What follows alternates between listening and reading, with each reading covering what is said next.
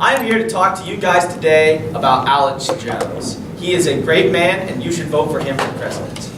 So let's get right to it. There have been a lot of great presidents in history, all born with a stubborn will to act and will not take no for an answer. They got a lot done in their short amount of time that they had in office. Presidents like John F. Kennedy, Abe Lincoln, he did, I don't know much about him, he did something with, I don't know, black people or something. We don't do anything with FDR, he's not a real president. And Ronald Reagan. And they are seen as the greats because they got so much done in their short time in office. I'd like to introduce to you guys the next president to have his face carved into Mount Rushmore.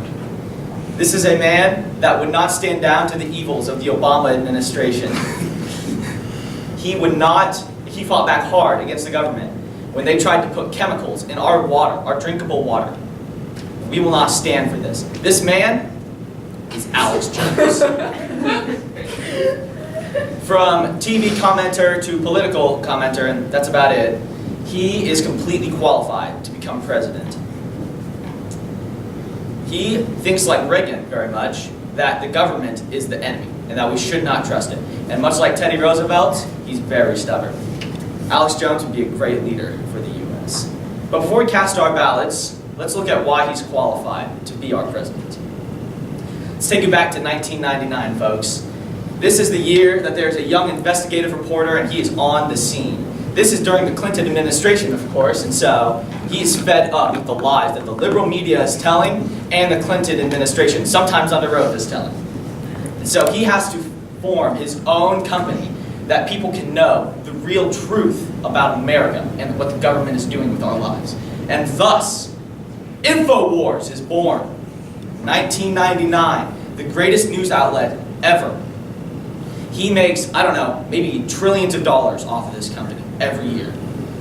He uses this platform to fight against the evils that the government is taking, such as the rainbow frogs, otherwise known as the gay frogs, that can change genders at will, and the cult Satan death leader himself. But we'll get back to that. So in 1999 is obviously about the close of the Clinton administration right into the Bush administration. And obviously, since he's a Republican, they can't tell lies. It's against them. Just ask Honest Abe. So he had a good 8 years to himself just to relax, because he'd need all the rest he could get, because his greatest foe was about there in 2008. Behold, Barack Obama. Alex Jones did everything he could in his entirety to fight back against what Barack Hussein Obama did in office. And none of it worked. He was at the edge of his rope in 2016.